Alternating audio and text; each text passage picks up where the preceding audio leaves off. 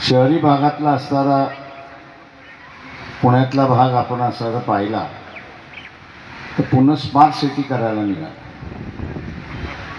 तर कोणाचा स्मार्टनेस दिसायला लागला हीच मला कळायला मार्ग नाही. सिटी स्मार्ट तर झाली नाही, पण या शहराचा पाण्याचा प्रश्न उपस्थित झाला अशी परिस्थिती आहे. शहरात आलं की शहराच्या पाण्याचा पिण्याचा प्रश्न, ग्रामीण भागात गेलो की शेतीच्या ग्रामीण भागाचा प्रश्न आहे. तेव्हा खऱ्या अर्थाने या मतदारसंघात प्रचार करायचा म्हटला की नादर शहराला उद्देशून बोलता येतं, नादर ग्रामीण भागाला उद्देशून बोलता येतं. की शहराला म्हटलं आम्ही पाणी देऊ तर धरण तीच की ज्या धरणातून शहराला पाणी येतं आणि त्याच धरणातून शेतीला पाणी जातं. त्याच्यामुळे शहरवासियांना तुम्ही म्हटलं नाही तुम्हाला आम्ही भरपूर पाणी देऊ, ग्रामीण भाग म्हणतो याला आता किकआउट करा. ग्रामीण भागामध्ये असणारा म्हटलं नाही तुमच्या शेतीला आम्ही पाणी देऊ, तर शहर म्हटलं किकआउट करा. अशी असणारी ही परिस्थिती आहे. आणि त्याचं मूळ कारण असं आहे की पाण्याचा साठा किती पाणी उपलब्ध होईल यावरती अवलंबून शहराची लोकसंख्या राहिली पाहिजे असं मी त्या ठिकाणी मानतो. तर ते ग्रामीण भाग सुद्धा जगला पाहिजे आणि शहरी भाग सुद्धा जगला पाहिजे. शहरी भाग हा असणारा वाढता भाग, हा नाविन्याने येणारा भाग, ग्रामीण भाग हा असणारा परंपरेने आलेला भाग. त्याच्यामुळे नाविन्याने येणारा नवीन उभं राहणारं जे शहर आहे त्या शहराला शेतीला पाणी दिल्यानंतर किती पाणी उपलब्ध आहे त्या उपलब्धतेवरती शहराची लोकसंख्या ठरली तर मी असं म्हणेन त्या शहरातल्या माणसांना पाणी पुरवठा करता येतो, देता येतो आणि सोयीसुद्धा देता येतो. एकच भाग वाढला पाहिजे असं याच मतदारसंघात, शिरूर मतदारसंघातला आपण असणारा भाग जर बघितला, शिरूर मतदारसंघातला असणारा भाग आपण बघितला तर अनेक एरिया आहेत, अनेक विभाग आहेत की जिथे असणारं नवीन शहरं उभी केल्या जाऊ शकतात. नवीन शहरं उभी केल्या जाऊ शकतात आणि त्या नव्या शहरामध्ये सुविधा सुद्धा देता येतात आणि पाणी सुद्धा देता येतं. कारण का तुम्ही एकाच धरणावरती मग अवलंबून राहत नाही, तर तुम्हाला असणारं वेगवेगळ्या धरणांवरती त्या ठिकाणी अवलंबून राहता अशी परिस्थिती आहे. आणि म्हणून आत्ताच्या व्यवस्थेमध्ये नव्यानं रचना करणं गरजेचं आहे असं मी त्या ठिकाणी मानतो. शहराच्या दृष्टिकोनातून फक्त आम्ही शहर स्मार्ट करू असं म्हणून त्या ठिकाणी चालत नाही. तुमची स्मार्टची कल्पना काय त्यावेळेस मी विचारली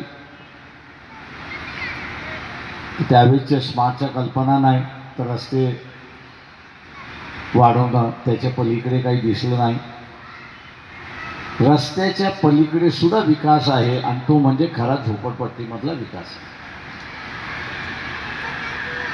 या झोपडपट्टीमध्ये राहणाऱ्या माणसाला आता त्यांनी बिल्डरवरती सोडलंय अशी परिस्थिती आहे. शासनाला आम्ही असं म्हणतो तुम्ही बिल्डर कशासाठी पाहिजे, आणि तुम्ही सुद्धा त्या काँग्रेसवाल्यांवरती विश्वास ठेवता, राष्ट्रवादीवाल्यांवरती विश्वास ठेवता की जे स्वतःच बिल्डर आहे. आता बिल्डर तुमचं भलं करणार आहे का? कुठंतरी विचार करा.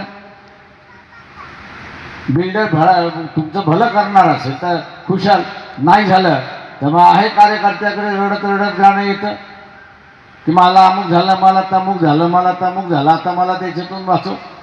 कुठेतरी आपली विचार करण्याची बुद्धी साबूत ठेवा. तिथे बिल्डर हा घर बांधतो नाही असं नाही, पण तो नफ्यासाठी बांधतो. झोपडपट्टीवासियांना घरं पाहिजेत, ती फुकट घरं पाहिजेत.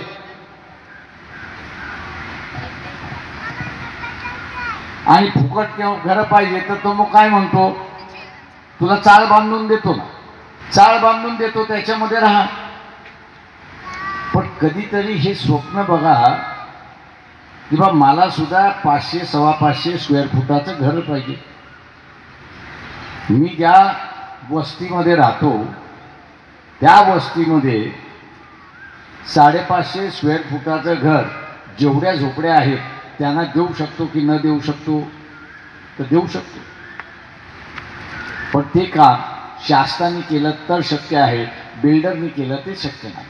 ते काम शासनाने केलं तर शक्य आहे, ते काम बिल्डरनी केलं तर शक्य नाही, हे आपण लक्षात घ्या. परंतु आपण सुद्धा न विचार करता त्या ठिकाणी कोणालाही सत्तेवरती बसवतो आणि आपण आपलंच उद्ध्वस्तपणा त्या ठिकाणी करून घेतो, अशी असणारी परिस्थिती आहे. ही निवडणूक मी असं मानतो की महत्त्वपूर्ण निवडणूक आहे. भारतीय जनता पक्ष यांनी असणारं जाहीरच केलं की आम्ही असणारं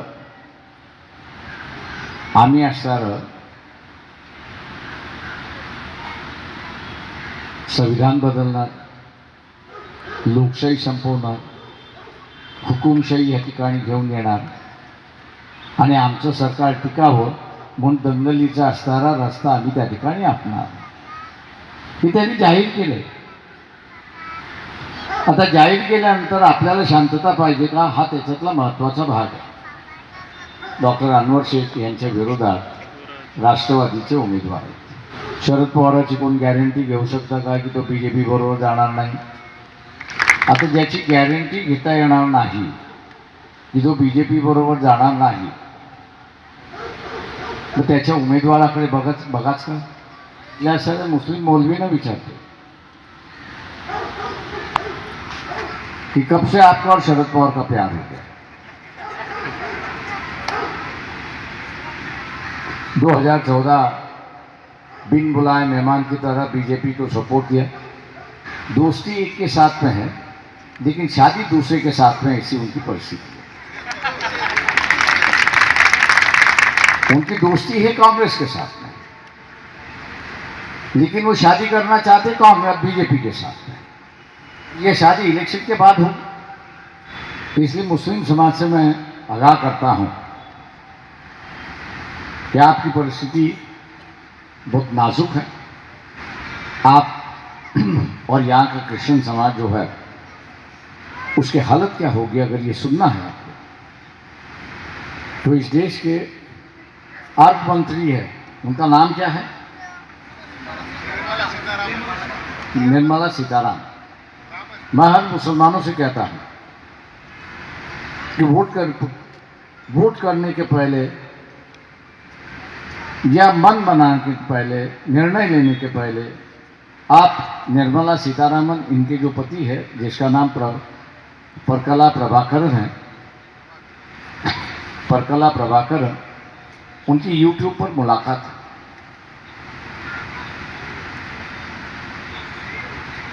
एक 30-35 मिनट की उनकी मुलाकात है. उस 30-35 मिनट में उन्होंने, अगर RSS और BJP दोबारा सत्ता पर आते और मोदी प्राइम मिनिस्टर बनते हैं तो यहाँ के अक़लियतों का क्या हाल होगा, उस पर उन्होंने बयान किया. उन्होंने ये कहा कि गुजरात, ये प्राइम मिनिस्टर जब चीफ मिनिस्टर से गुजरात में थे तो गोधरा हुआ, यही चीफ मिनिस्टर से प्राइम मिनिस्टर बन गए तो मणिपुर हो गया. एक तरफ मुसलमान, दूसरी तरफ क्रिश्चियन, इनको टारगेट बना के गया. और जिस दिन ये अपने आप को डिक्टेटर डिक्लेयर करेगा, हुकुमशाह डिक्लेयर करेगा, अपनी सत्ता बचाने के लिए अपनी सत्ता बचाने के लिए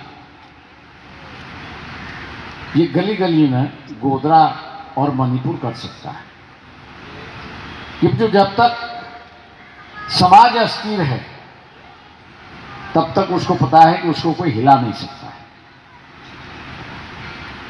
और उसको अपने आप को बचाना है तो समाज को अस्थिर उसको करना है, और वही अस्थिर करने का रास्ता, वही अस्थिर करने का रास्ता क्या होगा उस मुलाकात में उसने बताया। सरकारी तौर से कहूँ तो वो भी एक सरकारी इंफॉर्मेशन के हकदार हैं, उनको भी जानकारी मिलती है, वो भी एक पढ़ा लिखा अच्छा इंटरनेशनल रिकॉग्नाइज्ड एक इकोनॉमिस्ट है। ये सरकार की क्या सोच है, आने वाले दिनों में क्या होगा, क्या प्लानिंग होती जा रही है, क्या रवैया होगा, उसे बात से उन्होंने आगाह करवा।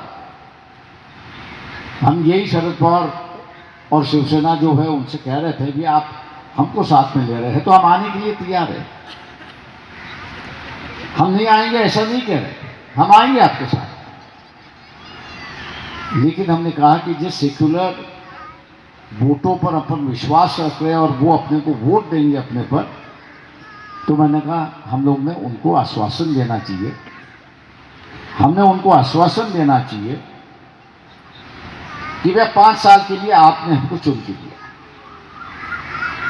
5 साल के लिए आपने हमको चुन के दिया है, इसलिए हम इस 5 साल में भारतीय जनता पक्ष के साथ कोई संबंध नहीं रखते। एक विश्वास की बात, एक विश्वास की बात। लेकिन तुरंत दोनों ने कहा राजनीति में ऐसा नहीं चलता, हम लिख के नहीं दे सकते, हम आश्वासन नहीं दे सकते। अगर तुम आश्वासन नहीं दे सकते हो, नहीं लिख के सकते हो, तो इसका मतलब यह है कि पिछले दरवाजे से आपकी बातचीत चालू है, पिछले दरवाजे से आपसे बातचीत चालू है। ऐसा खाना या ऐसा खाना, मुंह में ही जाना है। तुम बीजेपी को वोट मत दो लेकिन एनसीपी को वोट दो, उसका मतलब यही है कि बीजेपी को वोट दिए, क्योंकि बीजेपी जो है, एनसीपी जो है वो बीजेपी के साथ जाएगी, और बीजेपी के साथ में जाने के बाद चिल्लाने से क्या मतलब है। इशारा मिल चुका है, राजनीति इशारों पे चलती है। मोदी जी ने तो उससे आगे जाके कहा कि बाला साहब ठाकरे के जो मुझ पर एहसान है, अगर उद्धव ठाकरे के साथ में कोई बदतमीजी होती है, कुछ भी होता है, तो मैं उससे बचाने के लिए सबसे आगे रहूंगा। इसका मतलब क्या हुआ, पिछले दरवाजे से बातचीत शुरुआत है, और पिछले दरवाजे से बातचीत शुरुआत हो गई। इसका मतलब ये हुआ कि इलेक्शन के बाद ये सभी जन इकट्ठा होंगे, ऐसी परिस्थिति है। ये मैं समझता हूं कि मुसलमानों के लिए एक आगाह करने की घंटी बज चुकी है। जो मौलवी हैं, मैं उनसे ये कहूंगा कि दूसरे मौलवियों से कहिए कि पहले समाज के अंदर क्या चल रहा है ये देखो। मौलवियों का उठ बैठ जो है वो सिर्फ मुसलमानों हुआ है, उसके बाहर नहीं है। एक बड़ी कश्मकश चल रही है, ओबीसी की सबसे बड़ी कश्मकश यहां पे चल रही है। ओबीसी अपने आरक्षण को बचाने के लिए कह रहा है कि मुझे मराठा से बचना है, और मैं अपनी ताकत निर्माण कर रहा हूं, और इसलिए अपनी ताकत करने के लिए मैं अपने ही लोगों को वोट दूंगा, मैं दूसरों को वोट नहीं दूंगा। ये उनका फैसला हो चुका है कि ओबीसी मराठा को वोट देने के लिए तैयार नहीं है, और मराठा ओबीसी को वोट देने के लिए तैयार नहीं है। औरंगाबाद में मराठवाड़ा के जितने भी मौलवी थे उनसे बातचीत हुई, और मैंने उनसे सीधा पूछा कि आपकी धनगरों के साथ बातचीत है क्या, आपकी मालियों के साथ में बातचीत, क्या आपकी जो नुमाइश है उनके साथ में आपकी बातचीत है, क्या आपकी भिल्लों के साथ में आपकी बातचीत है, क्या आदिवासियों के साथ में आपकी बातचीत है? तो कहा नहीं। तो मैंने कहा फिर फैसला कैसे कर रहे हो? मैंने कहा हक से पूछ रहा हूं कि फैसला आप कैसे कर रहे हो? बोले हम लोग ने क्या करना चाहिए? तो मैंने कहा पहला परिस्थिति की जांच लो। मैं नहीं कह रहा हूं कि आप हमको वोट दो, मैं ये कह रहा हूं कि पहली परिस्थिति को जांच लो, और परिस्थिति को जांच करने के बाद ही, परिस्थिति को जांच करने के बाद ही आप फैसला लें। कल ऐसा ना हो कि आप जिसके साथ में खड़े हुए वही गिर गया और जिसको आपने विरोध किया वही जीत गया, तो आपकी क्या हालत है?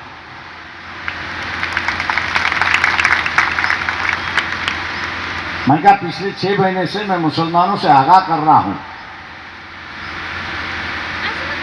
यह बीजेपी को जिताना और हराना ये आपके हाथ में। बीजेपी को जिताना या हराना ये आपके हाथ में है, लेकिन ये करने के लिए आपको मुसलमान बनना होगा। ये नहीं कि मैं कांग्रेसी मुसलमान हूं, ये नहीं कि मैं एनसीपी का मुसलमान हूं, ये नहीं मैं फलाने पार्टी का मुसलमान हूं। सही अर्थ में आपको मुसलमान बनना है, सही अर्थ में आपको मुसलमान बनना होगा, और सही अर्थ में मुसलमान बनोगे तब जाके बीजेपी को हराओगे, नहीं तो आप ही विजय को ले आओगे। ऐसी एक बात। आप लोगों ने शरद पवार की तकरीर सुनी होगी। शरद पवार ने किस बात पर आड़े हाथ से कभी मोदी को लिया ये 10 दिनों में? ये जुमला चल रहा है ना, ये तो देश के लिए हानिकारक। लेकिन हानिकारक कैसे है, क्यों है, ये तो बताओ। मत नहीं है तो ये डर है कि अगर हम लोग असलियत पर उतार आएंगे, अगर मोदी की असलियत बताना शुरुआत करेंगे, जो जिसको नोटिस गई है वो जेल में दिखाई देगा और अपने परिवार को बचा नहीं पाए। ये जो राजनीति चली है ये आपके लिए नहीं चली है। चाहे एनसीपी की राजनीति हो, चाहे वो कांग्रेस की राजनीति हो, चाहे वो उद्धव ठाकरे की राजनीति हो, वो आपके लिए नहीं लड़ रहे हैं, वो अपने लिए लड़ रहे हैं, अपने बचाव के लिए लड़ रहे हैं। और जब अपने बचाव के लड़ रहे हैं तो आपकी लड़ाई कौन लड़? इसलिए मैं मुसलमानों से आगाह कर रहा हूं कि आप सोच विचार करके वोट करें। पहाड़ी इलाका, इस कॉन्स्टिट्यूंसी का पहाड़ी इलाका, यहां के मौलवियों को मैं पूछता हूं कितने आदिवासी आप ये जानते हो? कितने आदिवासियों ने मणिपुर की कांड हुआ उस पर जुलूस निकाले, मोर्चे निकाले और यहां की सरकार का विरोध किया? इस कॉन्स्टिट्यूंसी में कम से कम 3 लाख आदिवासी पहाड़ों में रहते हैं। 3 लाख आदिवासी है कि जिन्होंने जुलूस निकालकर बीजेपी का और यहां के राजनीतिक दलों का धिक्कार किया कि किसी ने भी मणिपुर के आदिवासियों को बचाने के लिए आगे नहीं आए, और 80 दिन तक उनकी किसी ने आवाज भी उठाई कि ये आदिवासी इनको वोट देगा। आदिवासी जो है एक नया मित्र ढूंढ रहा है, आदिवासी जो एक नया मित्र ढूंढ रहा है, ओबीसी जो एक नया मित्र ढूंढ रहा है। क्या मुसलमान उसका मित्र हो सकता है? राजनीतिक दोस्ताना हो सकता है? आप रहे पटेलों के साथ, आप रहे बबनों के साथ और मारपीट खाते रहे। एक नया रास्ता, मैंने कल जब बैठे थे उनसे मैंने कहा कि 1990 के बाद मुझे यूपी और बिहार में दंगे फसाद की राजनीति हुई क्या, मुझे बताओ। 90 के बाद क्यों नहीं हुई?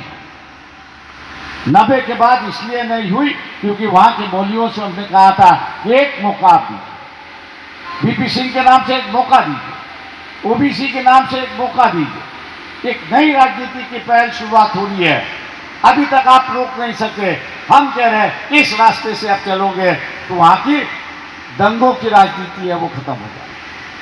अब 90 के बाद उत्तर प्रदेश और बिहार में दंगों की राजनीति खत्म हुई और उसके बाद में मुसलमान और हिंदू अलग अलग रहे, इसलिए बम ब्लास्ट की राजनीति वहां पर शुरू हुआ। क्या मुसलमान इस बात को सोचेगा नहीं कि अंधे पानी की तरह वो कांग्रेस कांग्रेस कांग्रेस कांग्रेस ही करता रहेगा और उसके मित्र पक्ष ही कहता रहेगा। अगर यही रवैया आपका रहा तो जो आइसोलेशन की राजनीति आपकी शुरुआत, आपको बगल रखने की जो राजनीति शुरुआत बीजेपी ने शुरुआत की, उसी की लाइन को जो है आज कांग्रेस ने लकीर खींच दी और कहा है कि हम मुसलमानों को उम्मीदवार दें। वही बात है एनसीपी की, उन्होंने भी मुसलमानों को उम्मीदवारी दी। मैं उद्धव ठाकरे से अपेक्षा तो कर नहीं रहा कि वो मुसलमानों को नुमाइंदगी देगा। इस बात को भी आप पहचान नहीं रहे कि भैया हमको अलग रखा जा रहा है, बगल में रखा जा रहा है, सिस्टम के बाहर निकाला जा रहा है और वंचित जो है वो आपको सिस्टम में रखना चाहती है और इसलिए डॉक्टर अनवर को यहां पर उम्मीदवारी। कल ये भी हाथ अगर आपने थामा नहीं,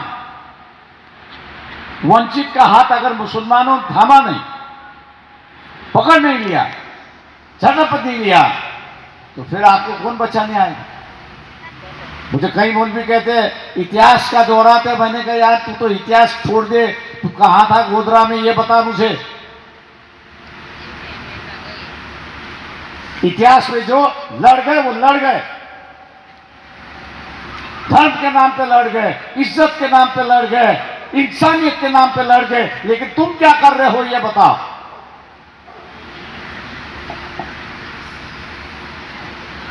हिजाब का मामला हुआ, आप कहां थे?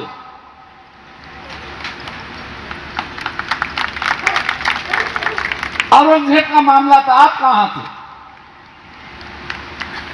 पैगंबर के बारे में अनशन लिखा गया था, तब आप कहां थे?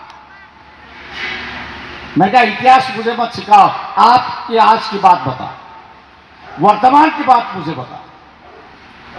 और इसलिए मैं मुसलमानों से कह रहा हूं, मौका आपके हाथ में आया है,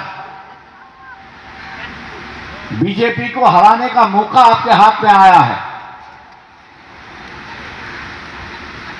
वंचित बहुजन आघाड़ी के 2.5 लाख वोट है जो हर उम्मीदवार को मिलेंगे,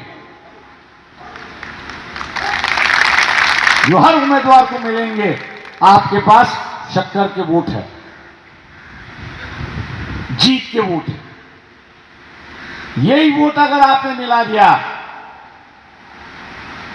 तो बीजेपी हार गई। हारने के लिए कितना चाहिए, जीतने के लिए कितना चाहिए? 4 लाख वोट मिल गए तो यहां कैंडिडेट इस बार जीतेगा। वोटिंग का परसेंटेज कम होते जा रहा है और उसकी वजह है जो लोग बीजेपी को आस लगा के बैठे कि ये बदलाव करेंगे, उनकी आशा जो है वो निराशा में बदल चुकी है। उनकी आशा जो है निराशा में बदल चुकी है, क्योंकि मोदी जी की सरकार ने, आरएसएस की सरकार ने इस देश को बड़ी संकट पे खड़ा किया। इनकी सरकार जो है वो अपने ही लोगों के खिलाफ, वो अपने ही लोगों के खिलाफ थी। आज जिसने वोट देके मोदी को पंतप्रधान बनाया, आरएस को सत्ता दिया, आज वही लड़का पूछ रहा है क्या वजह है, क्या वजह है कि इस देश के 17 लाख हिंदू परिवार देश छोड़ के चले गए। सिर्फ देश ही नहीं छोड़ा तो उसने नागरिकता भी छोड़ दी। क्या वजह है? उनको जवाब नहीं मिल रहा।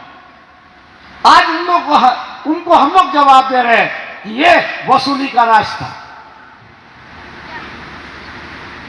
ईडी का इस्तेमाल हो रहा था, इनकम टैक्स का इस्तेमाल हो रहा था, जीएसटी का इस्तेमाल हो रहा था, और वही लोग कह रहे थे कि भैया रेट डालकर ये हमारी इज्जत की नीलामी कर रहा है, हमारी इज्जत मिट्टी में मिला रहा है। उससे अच्छा है इससे छुटकारा पा।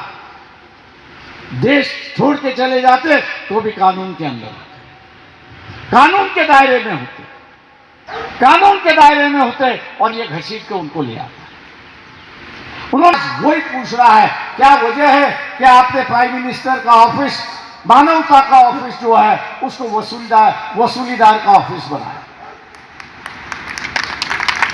और इसलिए वोटिंग परसेंटेज कम होते जा रहा है, बीजेपी का ग्राफ गिरते जा रहा है। मैं मुसलमानों से, अक़लियतों से और यहाँ फुले शाह अम्बेडकरवादी जो है उनसे ऐलान करता हूं, ये मौका आपके पास आया है, ये मौका आपके पास आया है बीजेपी को हराने का और डॉक्टर अनवर शेख को जिताने का। इस मौके का आप पूरा फायदा उठाएंगे और डॉक्टर अनवर शेख की निशानी,